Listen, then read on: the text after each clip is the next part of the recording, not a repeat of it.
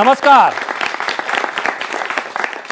हर घर तिरंगा अभियान को केंद्र में रखकर आज बात करेंगे तिरंगा ऊंचा रहे हमारा के जज्बे की। हम जानने की कोशिश करेंगे कि क्या आपको पता है कि आजादी का अमृत महोत्सव क्यों मनाया जा रहा है। क्या आपको पता है कि आजादी के अमृत महोत्सव के साथ तिरंगे को अंगीकार करने के 75 वर्ष भी पूरे हो चुके हैं। क्या आपको पता है कि तिरंगे को किस स्वतंत्रता सेनानी ने डिजाइन किया था। क्या आपको पता है कि वर्तमान सरकार द्वारा तिरंगा फहराने के नियमों में बदलाव किया गया है। क्या नियमों में बदलाव से तिरंगा दिल के और करीब आएगा। जी हां, इस पूरे विषय को जानने समझने की कोशिश करेंगे विशेषज्ञ मेहमानों से और साथ ही जनता जनार्दन से। हमारे साथ स्टूडियो में मौजूद हैं मेजर जनरल जगतबीर सिंह जो कि रक्षा विशेषज्ञ हैं। उनका बहुत बहुत स्वागत है। Thank you. हमारे साथ स्टूडियो में जयसिंह शर्मा भी हैं, एक बड़े ध्वज निर्माता हैं। आपका भी बहुत बहुत स्वागत है। हमारे साथ जुड़े हुए हैं पद्म भूषण देवेंद्र झाझरिया जो कि इंडियन पैरा ओलंपिक है। आपका बहुत बहुत स्वागत है देवेंद्र जी। और स्वागत है मेरे साथ मौजूद यहां पर जनता जनार्दन का भी। आमतौर पर हम अपने विशेषज्ञ मेहमानों से शुरुआत करते हैं अपने कार्यक्रम की, लेकिन यहाँ पर बहुत सारे युवा मौजूद हैं। उनसे पहले जानने की कोशिश करूंगा कि वो हर घर तिरंगा अभियान के बारे में क्या समझते हैं और तिरंगे को देखकर उनके मन में सबसे पहला विचार क्या आता है। तिरंगा जैसा कि हम लोग जानते हैं कि हमारे देश के अभिमान का एक प्रतीक है, तो इस पर लिखी हुई अपनी एक मैं रचना आप लोगों के समझ प्रस्तुत करूंगा। उसके माध्यम से बताऊंगा कि तिरंगा हमारे लिए है क्या। कि तिरंगा प्रमाण है त्याग और बलिदान का।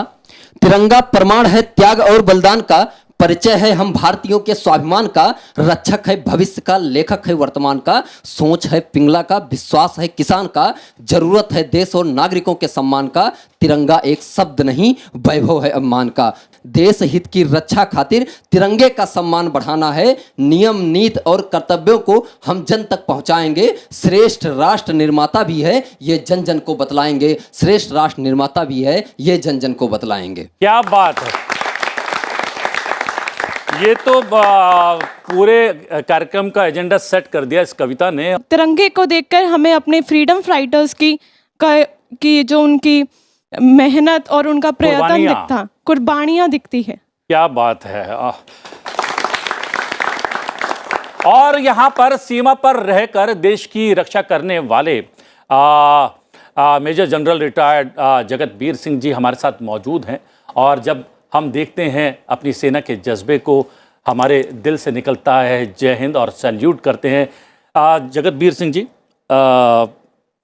भावना इतने उबाल मार रही है जिस तरीके से यहाँ पर युवा ने कविता सुनाई और इस बच्चे ने बताया कि तिरंगे को देखकर उनके क्या जज्बात सामने आते हैं। एक सैनिक के लिए तिरंगे का क्या महत्व है। ये बहुत खुशी हुई है आज यहाँ आप सबके साथ बैठ के, और इन युवाओं के बारे में ये जो कह रहे हैं तिरंगे के बारे में सुन के मुझे बहुत खुशी हो रही है। और आपने सच कहा कि ये इन्होंने प्रोग्राम का मूड बिल्कुल सेट कर दिया। हाँ बिल्कुल। और जो फौज में है, जो डिफेंस सर्विसेज हैं, सबके लिए आप जानते हो जो हम सब किसकी नौकरी करते हैं, देश की नौकरी करते हैं। और देश की सिंबल क्या है, देश की सिंबल हमारे लिए सबसे ज़्यादा सिंबल है झंडा। तो जैसे आप कह रहे हो जो झंडे के लिए नौकरी करते हैं, हम देश के उसकी इज्जत के लिए नौकरी करते हैं। तो क्या ये झंडा सबसे ऊपर है, हम उसी के छत्र छाया में हैं। तो ये कहना चाहता हूँ एक जिस तरीके से जो जवान होते हैं हमारे फौज के जवान, ये और जो सोल्जर्स हैं कई कठिन इलाके में भी नौकरी करते हैं। पहाड़ों में है, कोई रागिस्तान में है, कोई जंगलों में है। आप जम्मू एंड कश्मीर ले लो, नॉर्थ ईस्ट ले लो, राजस्थान ले लो। कई लोग युद्ध भी हो चुके हैं। 47-48 में युद्ध हुए थे, 62 में युद्ध हुआ था, 65 में युद्ध हुआ था, 71 में युद्ध हुआ था और कारगिल का युद्ध 99 में था। इसके बाद अभी लेटेस्ट है जो गलवान के क्लैशेस थे चाइना के साथ। बीच में आप भी जानते हो CI ऑपरेशन चलते रहते हैं, जम्मू एंड कश्मीर और नॉर्थ ईस्ट में हुए थे। तो सब लोग झंडे के लिए अपनी लाइफ जो है ना सेक्रीफाइस करते हैं, कुर्बानी देते हैं। ये नेशन के लिए करते हैं, अपने देश के लिए करते हैं। और जैसे मैंने आपको बताया देश का सबसे ज्यादा सिंबल है एक झंडा, और दूसरा सिंबल है जो national anthem, and main thing है द नेशंस कॉन्स्टिट्यूशन। जी, तो उसके लिए एक सैनिक के लिए तिरंगा झंडा बेहद महत्वपूर्ण है, तो एक खिलाड़ी का जज्बा भी सीधे तौर पर इस राष्ट्रीय ध्वज तिरंगे से जुड़ा रहता है। देवेंद्र झाझरिया जी, जो कि पद्म भूषण हैं और अंतर्राष्ट्रीय मुकाबलों में भारत का नाम कई बार रोशन कर चुके हैं।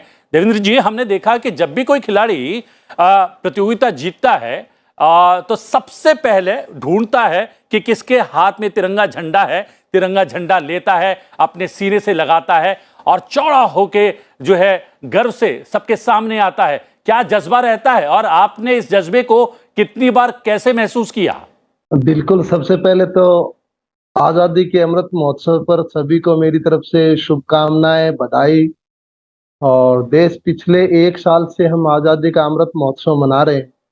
अपने आप में एक बहुत बड़ी फील आई है उससे।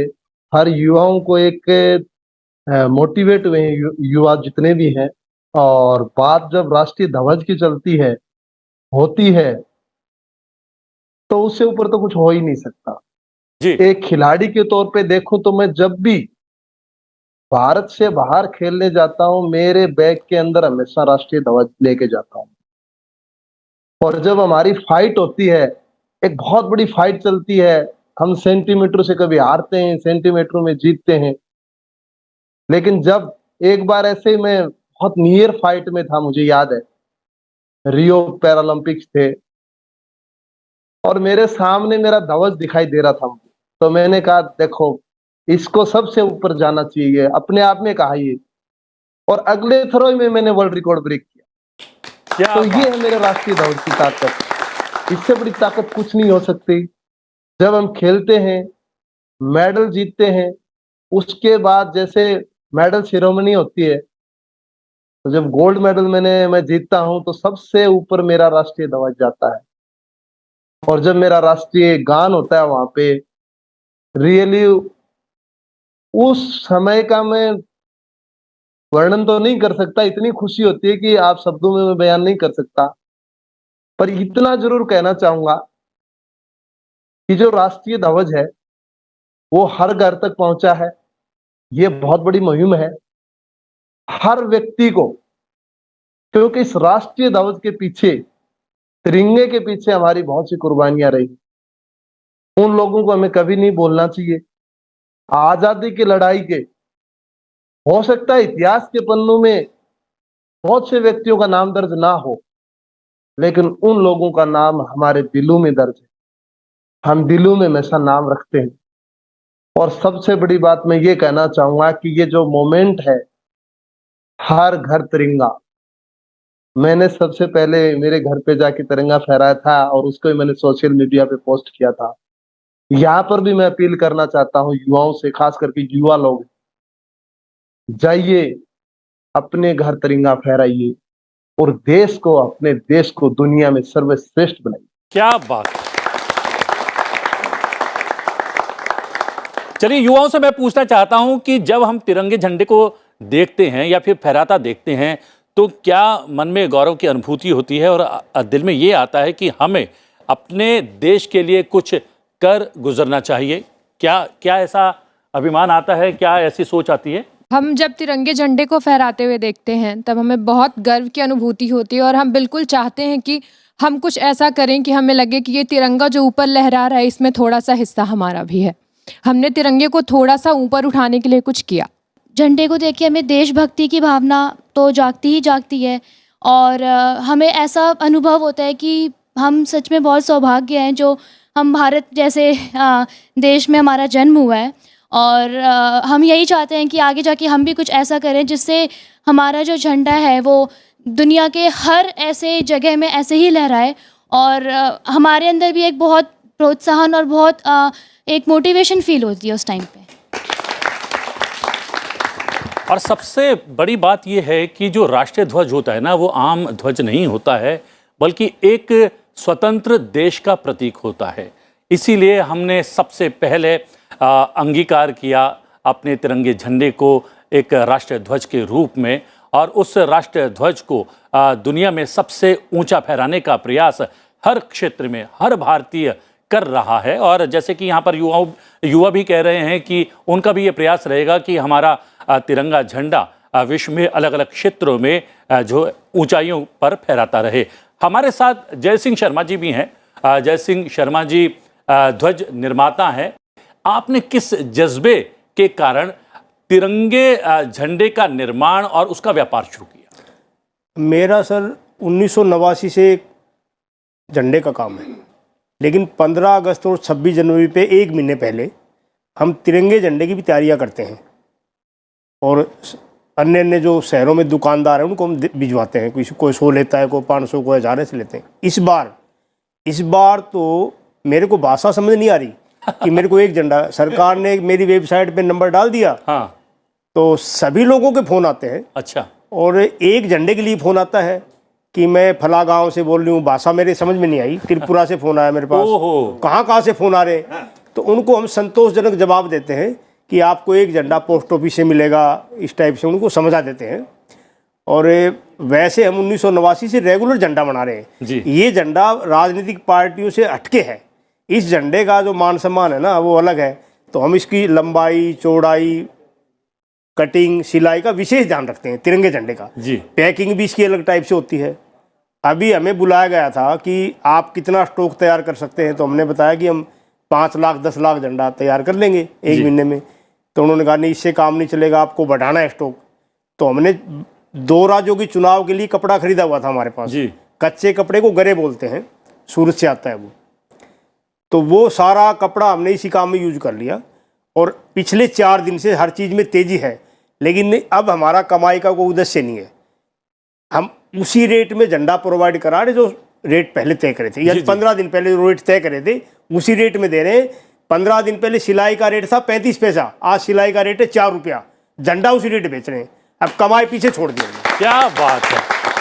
और जैसा कि आपने बताया, एक जानकारी मैं आपके साथ साझा कर लेता हूं कि 1 अगस्त से 1,60,000 तिरंगे झंडे हमने एक लक्ष्य रखा है कि पोस्ट ऑफिस के जरिए जो है लोगों तक पहुंचाए जा सकते हैं और बहुत ही नॉमिनल रेट पर ये राष्ट्रीय ध्वज लोगों को दिए जा रहे हैं। और उसमें भागीदारी आपकी भी है और आपने जैसा कहा कि आपका जज्बा है कि तिरंगे झंडे को आप कीमत के आधार पर नहीं, लोगों तक पहुंचा पाएं और इस मुहिम में आप जुड़ पाएं, अपनी भागीदारी निभा पाएं, उसका प्रयास आप कर रहे हैं। एक सैनिक, आपने कहा कि सैनिक के लिए बहुत महत्वपूर्ण होता है और अगर किसी बियाबान वीरान जगह में भी आप होते हैं, कोई आपके आसपास ना हो, सिर्फ आपका तिरंगा झंडा लहरा रहा हो, तो आपको लगता है कि आप किसी की छत्र छाया में हैं। बिल्कुल, झंडे के छत्र छाया में है, लेकिन जब आप देश के छत्र छाया में लेकिन जब आप किसी मुहिम पर जाते हैं और उस मुहिम को पूरा करते हैं, चाहे वो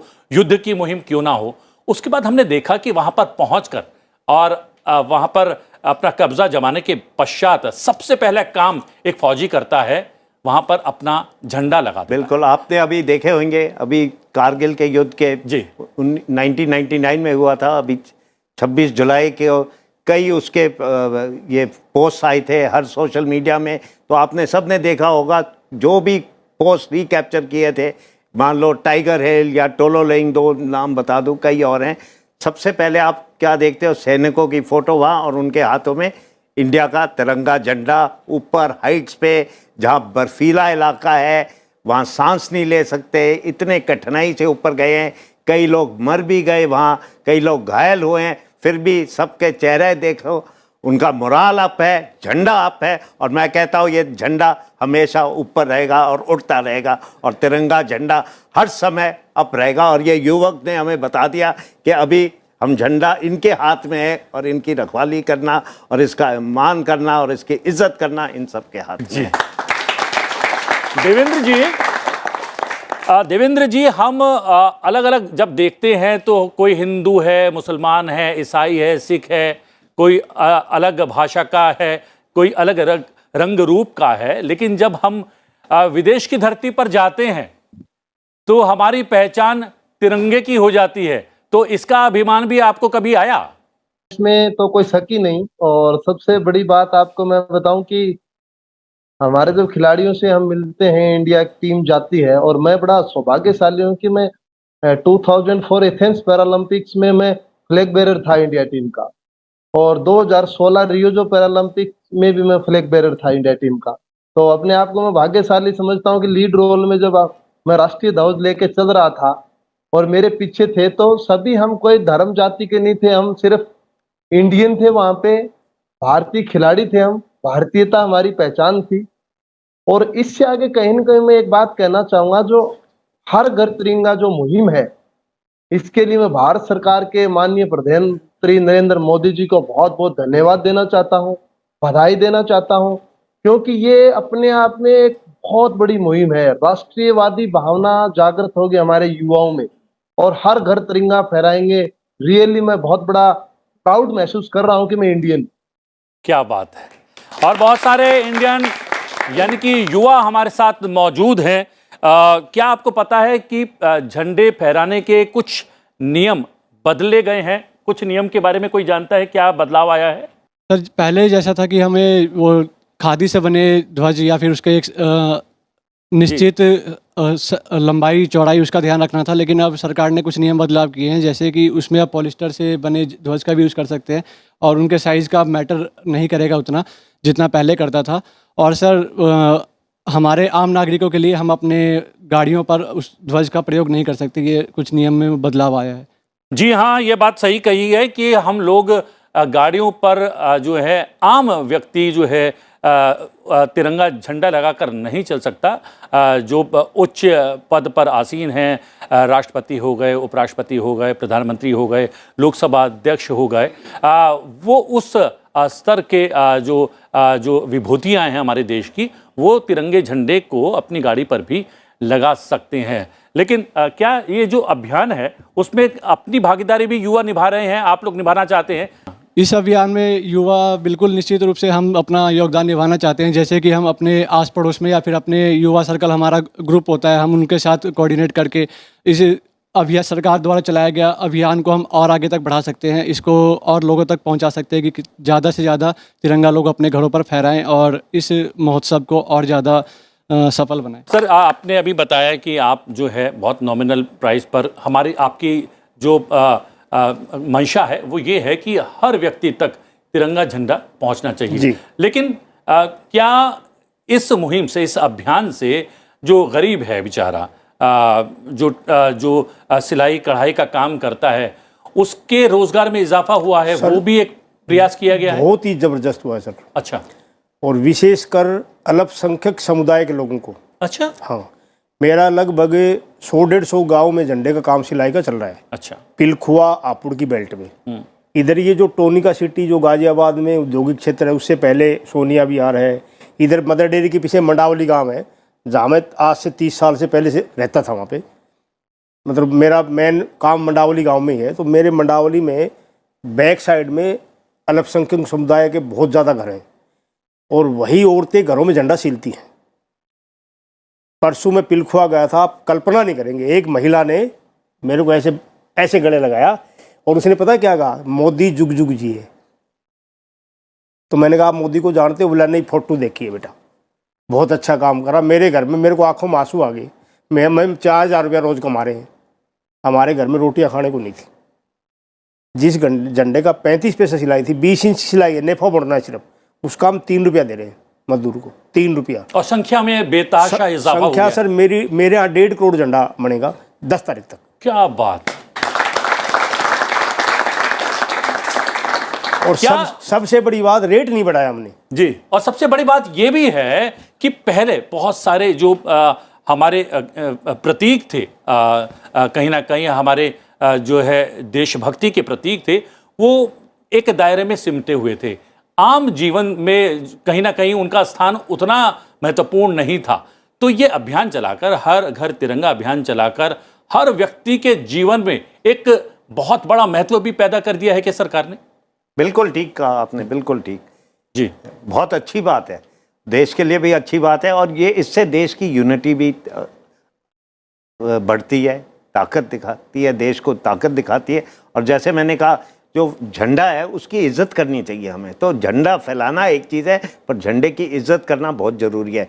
तो झंडे फैलाने में भी कई रूल्स हैं, आप जानते हो। जैसे जमीन को नहीं छूना जी। चाहिए, पानी में नहीं जाना चाहिए, उसके बाद उसको किसी गलत चीज के लिए इस्तेमाल नहीं करना चाहिए। मान लो आप समझ रहे हो ना, डेकोरेशन के लिए आप डेकोरेशन के लिए नहीं इस्तेमाल कर सकते। तो झंडे को ये जो चल रहा है, इतने झंडे बना रहे हैं, पर जब झंडा के बारे में उसको इज्जत देना चाहिए झंडे को, इसके बारे में। सबसे बड़ी बात यह है सबसे जरूरी बात है वो, सबसे जरूरी और सबसे बड़ी बात यह भी है कि राष्ट्रीय ध्वज तिरंगे से ऊपर कोई झंडा नहीं होना चाहिए और हो भी नहीं सकता। कुछ युवा, क्या इस अभियान के बारे में आपको लगता है कि यह अभियान चलाकर एक राष्ट्रभक्ति का संचार कहीं ना कहीं कर दिया गया है? मुझे जो लगता है कि झंडे को देख के सिर्फ हमें यही याद आता है कि हमारा देश कैसे कितना वो एकता का प्रतीक दिखता है। सो उसको देख के सिर्फ यही लगता है कि इस मुहिम से हम और करीब आ रहे हैं हमारे झंडे के, हमारे देश और एकता बढ़ती ही जा रही है। इससे झंडा एक एकता का प्रतीक है। उससे क्या होता है कि हमें जातिवादी मतलब हटा के बस हमें एक आता है, वी ऑल आर इंडियंस, मतलब हम सब मिलके जुल के एक इंडियंस हैं बस, नो जातिवादी, कोई भी जातिवादी नहीं आती। हम जो भी एक टारगेट सेट करते हैं सारा कि बस हम एक Indians, we all are Indians. ये बहुत ही कमाल की बात कही है कि हमने पिछले दिनों देखा, हम देखते हैं खेलों की दुनिया में किस तरीके से तिरंगा फहराया जाता है, किस तरीके से सेना के द्वारा तिरंगे का मान रखा जाता है। लेकिन अलग अलग क्षेत्रों में अलग अलग वजहों से पिछले दिनों कुछ एजिटेशंस भी हुए थे, उसमें भी सबके हाथ में तिरंगा झंडा था। तो जो ये इस युवक ने कहा कि अलग अलग जात धर्म के हम हो सकते हैं, लेकिन हमारी सबसे बड़ी पहचान तिरंगा होता है, और जब तिरंगा होता है तो हम सब अलग अलग धर्म जात के नहीं बल्कि एक होते हैं, भारतवासी हो सकते हैं। हम युवाओं के बीच, हम युवाएं हैं, पर हम युवा होने के बाद भी तिरंगे के प्रति हमारा जो सम्मान, आत्मविश्वास, ये सब आजकल के माहौल को देखते देखते थोड़ा कहीं ना कहीं कम होता है। और ये मुहिम चलाने के बाद तिरंगे को सम्मान देने की इच्छा और उसको जागरूक उस अभियान को जागरूक बनाने के लिए लोगों तक हम अपनी बात के जरिए पहुंचा सकते हैं। जी, ये अभियान कहीं ना कहीं हमें जोड़ता है। और जो है पद्म भूषण देवेंद्र जी हमारे साथ लगातार बने हुए हैं। देवेंद्र जी, यहाँ पर बात चल रही है कि जात धर्म सबको पीछे छोड़ देता है और हमारा तिरंगा झंडा हमें हिंदुस्तानी बनाता है। बहुत बड़ी बात बोली है युवाओं ने, और जब युवाओं की कोई आवाज सुनते हैं तो बड़ा मन खुश होता है, क्योंकि देश का भविष्य युवा है। और इन युवाओं ने जितनी भी बातें की बहुत अच्छी लगी। विशेष तौर पे मैं ये कहना चाहूंगा कि आपके अंदर राष्ट्रीयता की भावना जागृत होगी जो ये मुहिम है, इससे विशेष तौर पे जो युवा है वो ये सोचेगी कि मुझे मेरे राष्ट्र के प्रति काम करना है। मैं छोटी छोटी बातों को लेकर के कहूंगा आपको कि वो कोई गलत काम नहीं करेगा। जब वो गलत काम करने की सोचेगा तो एक बार उसके दिमाग में जरूर आएगा ये कि मैं मेरे राष्ट्र के लिए गलत कर रहा हूं। ये राष्ट्रीय भावना होनी जरूरी है। और कहीं न कहीं मेरा ये मानना है कि पूरी जो मुहिम है, ये मुहिम बहुत शानदार है, सफल है, और मैं इस मुहिम के लिए फिर से बहुत बहुत धन्यवाद और बधाई देना चाहता हूं। जी जी, एक बात कही जाती है, हमने बहुत सुनी है बचपन से ही, भूखे पेट भजन ना हो गोपाला। तो क्या देशभक्ति के लिए भी आपका पेट भरा हुआ होना बेहद आवश्यक है, और इसीलिए इस मुहिम के जरिए घर घर तक रोजगार पहुंचाने का प्रयास भी किया गया है, और सही मायने में स्वतंत्रता दिवस या फिर हम कह सकते हैं आज़ादी का अमृत महोत्सव हम तभी मना सकते हैं जब हर पेट जो है वो भरा हुआ हो, वो खाली ना हो। ये प्रयास भी किया गया है क्या इस अभियान के जरिए? नहीं, बहुत बड़ा प्रयास है और इसमें कोई शक ही नहीं है, क्योंकि मैं बताना चाहूंगा आपको, शर्मा जी बता रहे थे कि मेरे से एक महिला मिली और उन्होंने कहा जुग जुग जियो मोदी। ये उसका काम ही तो बोल रहा था, उसके रोजगार मिला, उसी की तो आवाज थी। ये ग्रास रूट की आवाज है, ये उन लोगों की आवाज है जिन्हें रोजगार मिला है। तो इससे रोजगार भी मिलता है, और कहीं न कहीं हमारी सरकार, भारत सरकार की काफी स्कीमें हैं, लोकल वोकल जैसे, इनको बढ़ावा मिलता है। Made in India, make in India, ये जो है इन स्कीमों को भी हम आगे लेकर के जाते हैं। यदि विस्तृत चर्चा करें तो हम एक टाइम होता था, हमारे डिफेंस के बैठे हैं तो उनसे मैं कहना चाहूंगा कि एक टाइम हमारे पास एक पिस्टल भी बाहर से लेके आते थे हम खरीद के, आज हम टैंक बना रहे हैं। ये है इंडिया मेरा, ये है मेरा बदलता हुआ भारत, ये है मेरा नया भारत। जयसिंह जी, देशभक्ति के लिए पेट भरा हुआ होना बेहद आवश्यक है और ये अभियान हमें जोड़ता तो है, देशभक्ति की भावना जो है वो प्रसारित करता है। इसके साथ साथ आपने कहा कि भूखे के घर रोटी भी पहुंचा रहा। सर मैं पूरी डिटेल से बताता हूँ आपको। पहले धागा बनता है जी, धागा बनता है तो मजदूरी काम करता है फैक्ट्री में। धागे को अंग्रेजी में जैसे यारन बोलते हैं, यारन के बाद में वो यारन से गरे बनाता है, कच्चा कपड़ा लूम के ऊपर। तो लूम पे हाथ से काम होता है, कोई बिजली से नहीं सारा है, कारीगर काम करता है, सब मजदूर हैं। उसके बाद उस माल की पैकिंग होती है, वो मजदूर करता है। वो माल फिर हम लोग खरीदते हैं गरे, वो हम मिल में डालते हैं। उसकी पहले धुलाई होती है, धुलाई वाला प्रोसेस मजदूर करता है। फिर उसकी प्रिंटिंग होती है, वो प्रोसेस मजदूर करता है। फिर उसकी कटिंग होती है। सब जगह मजदूर को पैसा मिला है, नीचे से ऊपर तक। क्या बात है, मजदूर ने पैसा कमाया है। सबसे बड़ा फायदा मजदूर तबके को हुआ इससे। जी, हम पैसा नहीं कमा रहे। हमारे तो आज मेरे तो कल मैंने 21 रुपये में झंडा खरीदा है, आपके सामने सच बोलूँगा, और 20 रुपये में दिया है। 3.25 लाख झंडा 21 रुपये में खरीदा। यानी हर घर तिरंगा जो है वो एक मुहिम ऐसी है कि जो हम लोगों को एक दूसरे से जोड़ तो रहा ही है, साथ ही साथ रोजगार प्रदान कर रहा है। और न केवल घर पर झंडा फहराएगा बल्कि उनके दिल पर भी चस्पा हो गया है तिरंगा झंडा। जी हाँ, इस विशेष पेशकश में आज के लिए इतना ही। लेकिन हमारे साथ major general retired जगतवीर Singh ji जुड़े, आपका बहुत बहुत धन्यवाद। हमारे साथ जुड़े जयसिंह शर्मा जी, ध्वज निर्माता जयसिंह जी, आपका भी बहुत बहुत धन्यवाद। हमारे साथ पद्म भूषण देवेंद्र झाझरिया वर्चुअली जुड़े, देवेंद्र जी आपका भी बहुत बहुत धन्यवाद। और धन्यवाद यहां पर मौजूद जनता जनार्दन का भी बहुत बहुत धन्यवाद। Thank you very much.